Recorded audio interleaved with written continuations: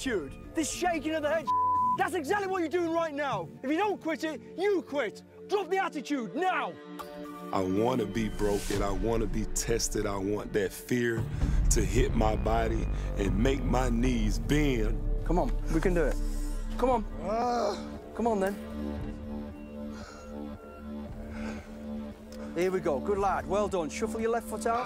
I want to be able to test the limits of my mind and my body, just to really test the limits of who I am. Keep the momentum. My arm feels like it's tired. Do not give up.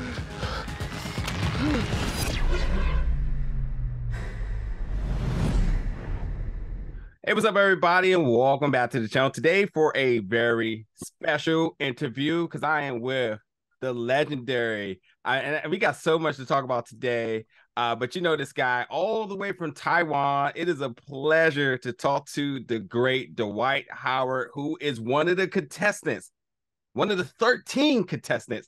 Oh, I'm sorry, you're number 13, one of the 16 contestants of Special Forces World Toughest Test coming to Fox on a 2-hour special January 4th. Dwight, how you doing, my brother? I am doing amazing out here in Taiwan. It's brighter early, and I'm glad to be on this with you today, man. Appreciate you. Listen, I watched the 2-hour special, and so, like, yes, I did my research, so I know why you wanted to be on the show, but I do want to start with my first question and asking, because, you know, you said you wanted to be broken, you wanted to be tested, but I want to know, at what point did you feel like, okay, yep, this is real? Like, everything I asked for is right here now. What was that moment you started really taking it all in? Like, man, this is set there. The moment that we got on the train, and I can't tell you what happened, but, well, you probably seen it, but when we got on the train and they came in and got us, put the stuff on our head, that's when I knew it was real. The bombs going off, the train doing an abrupt stop, them coming on the train going completely ham. That's when I knew that ain't no fun in Wadi Rum. That's what we were saying, because that's where the show was at. It's no fun in Wadi Rum. And after that, it was just like every day it got crazier and crazier and crazier. Every hour it seemed like it. And then it's like, man, how long is this gonna last? Listen, although I was just watching it, I was thinking the same thing. I was like, man, we're still on day one? I'm like, come on, man, give them a break here. Yeah, like seriously, like the first day, it started at 7 in the morning. And I was like, bro, when is it going to be over with the first day? Like, because it was so much, and it was just like, it went from 0 to 300, not 100, not 200, but 300. And it went from 0 to 300 in an instant. So it's like, man, like, it was no playing around. Not at all. Yeah. Hey, listen, man, you know, most rooms you walk in, you're going to be the biggest person in that room. But, you know, from a lot of your previous interviews and anybody who's ever interacted with you in any capacity, you know, you're one of the biggest personalities no matter where you go. And it was still really cool to kind of see your personality shine, in which I could probably guess is one of the most intense moments of your life in this experiment here. I would love to know, because every single time that the cameras were able to kind of lock into you, being that sort of comfort zone for folks that were really, really struggling early, I would love to know sort of your relationship with some of your cast members. I mean, there's so many different folks that was on this, folks. You got Danny Amendola. Mel B is one that I've seen that y'all created, got a quick bomb really quick. Hannah Brown, so many different people in this. Montel Jordan, the list goes on and on. But yeah, for you, man, what was some of your experiences and your relationships with your colleagues? It was kind of like the greatest thing ever for me, you know, meeting all these people that I basically grew up watching a lot of them, the Mike Piazzas. I remember in 8th grade listening to This Is How We Do It. So every time I saw Montel, no matter what we was doing, in my head, only thing I could say was, this is how we do it. And I just couldn't help it. Like, even every time I saw him, the only thing I could think of was, this is how we do it. Like, and I couldn't get it out of my head. And to the point where I just had to say it out loud. Like, You know what? Forget it. This is how I just couldn't do it. I couldn't keep it in. And then having Mel B, you know, the Spice Girls, and I just kept thinking, if you want to be my lover, first you gotta be my friend. So every time I see her, I'm like, okay, she wants somebody to be her friend. That's what I'm thinking. Like, okay, she need a friend. She needs some love. And I'm like, man, like this is really scary Spice. Like, oh my God. I'm in love with her. So it was just crazy to be around her energy. And it's just like me and her took a liking to each other. And it was like, what is this? Like, it was just crazy. We gravitated to each other. And Mike Piazza, it was like, I grew up watching him play baseball, and seeing him was just insane. All these people, I'm like, wow. Dr. Drew, like so many people, I'm like, man, I can't believe I'm doing this. So I'm excited. Yeah. And then once I actually got a chance to talk to everyone and be around them, we developed such a close bond that it's like we're family. Like I know that with all those people that was on the cast with me, like we are one. We are one, and the show really brought that out of us, and it was great. Yeah, I was speaking about the show a little bit earlier, I feel the show has a level of rawness and authenticity, and yes, you do see this bond, and even with everything going right, things could still go wrong. As folks, you will see folks, not make it all the way through. You will be tested. I don't want to spoil anything, but the physicality of it is real. Your body limitations are real, and people are going to be challenged there. So I want to know for you, because this isn't a reality show built on merit of wins and losses or anything of that sort. It's just challenging yourself constantly. And from the helicopter jump through the canyon walk to actually just getting scrappy and fighting. I want to know that one moment when you absolutely just felt completely accomplished. Well, it wasn't while I was on the show. It was just so crazy. Like everything that was happening, it's like, bro, it's more coming. Like I just kept thinking, get through the day, win the moment, win every single moment, because you never know what's next. And the things that we had to go through, being set on fire, just even knowing that you're going to have to get set on fire. It's tough because a lot of people aren't really cool with fire. And then you're talking about getting set on fire, then tear gas, then having to jump out of helicopters, these mountaintops that we had to like climb up and climb across. Like this was really intense. And when you see the staff sergeants do it, the first thing in your mind is like, ain't no way in hell. There's no way in hell. But then the other part of it is like, man, I gotta do it. I gotta do it. There's nowhere around it. Yeah. So it was extremely difficult. But I would say the hardest part, man, writing death letters. Writing a death letter to my family. So I think when people see, that part is like just thinking about like having to write to my children and telling them that I'm no longer going to be here no more. Like that's difficult in itself.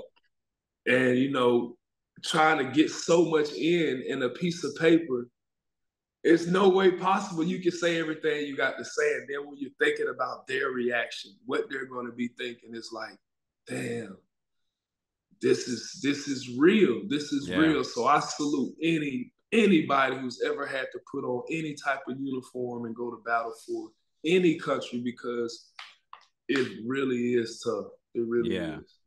Yeah, no doubt. They took a very special interest into you. I mean, they were throwing around nicknames for you, the big fella, and they was just like, oh, he's so accomplished. I mean, they were building you up as they should. But the moment that we started to really get to know about you, because without a doubt, you look at the cast and the crew, and you say, oh, physically, it's easily at the top is Dwight. And then they started to question, well, where were you at mentally? And I mean, you played in some of the biggest games on the biggest stages in all the professional sports, and being in the NBA and still succeeding right now. But when they started to change the narrative a little bit, when it started to become more about well, who is Dwight mentally? I want to know for you, because this show and this sort of experiment for folks was a test on physicality and the mental toughness, but also about the strengths and weaknesses and being aware of that. I want to know for you, what did you learn about yourself throughout all of this? That seriously, you know, it's the scripture, Philippians 4:13. It says, I can do all things through Christ who strengthens me. Yes, sir. And I really had to have that. I can do all things. And that was the mindset that I had, regardless of how hard it was.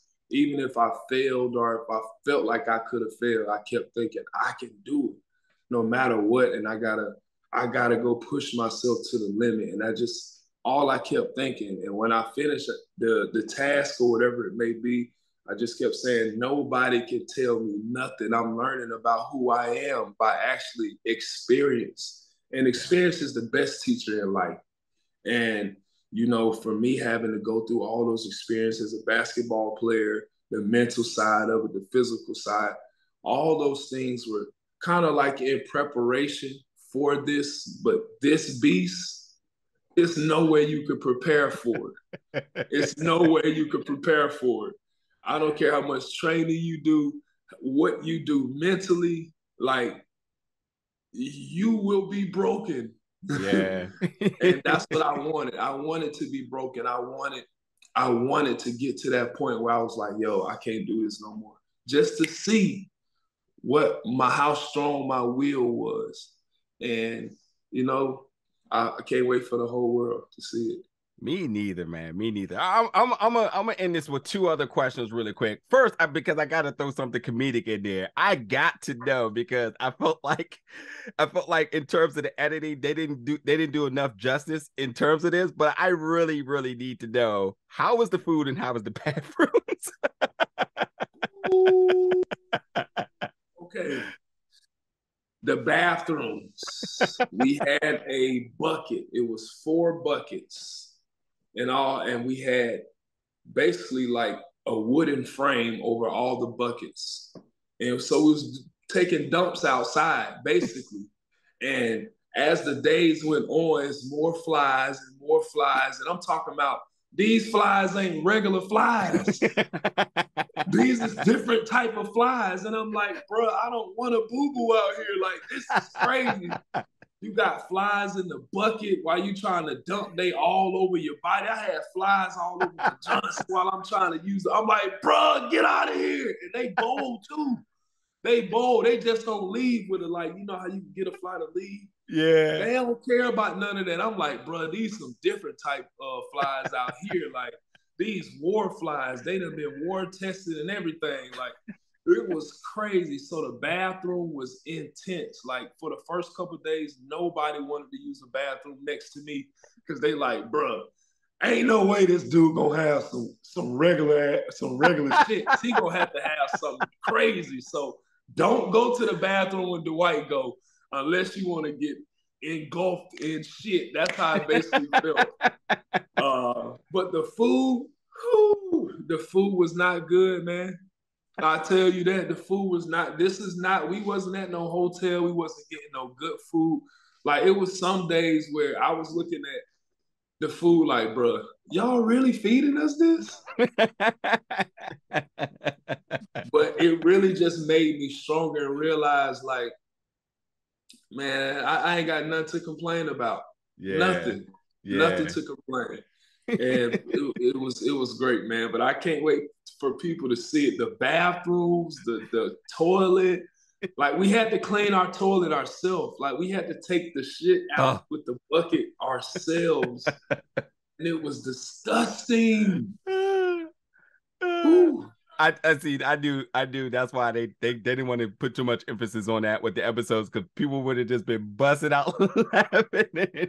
I'm telling you, it was only one shower too. So imagine 16 people having to use one shower, and I tell you, it wasn't fun. It's no fun. It wasn't fun. Listen, buddy, for my final question, and folks, you have got to check this one out. Special Forces, the World's Toughest Test, coming to Fox January 4th, 2-hour special. You're going to be on the edge of your seat, because it is intense. I grew up watching Scared Straight, and this is like the adult version times 10. You're right. You're right. I had PTSD when I left. I bet, because I felt it throughout the screen. But you mentioned something that I thought was really special. You dedicated your entire life to basketball. Now you're basically saying, listen, I'm trying to catch up on the things I missed out on. And that was also, I thought, was a big part of why you felt like you wanted to get into the show. So I would be remiss if I didn't ask, were you also thinking beyond this now? I was. I always wanted to be a part of the military or, do something with the special forces. I'm like, man, I would never have a chance. And this was my chance. And it was so intense. It was so amazing to do it that I was like, man, I want to do this again. And everybody who was on the show was like, bro, are you crazy? You want to go through this again? Yeah, something wrong with you mentally. Like, you're crazy. Who would want to go through this crap again? And I was like, I do, because it really changed my mindset.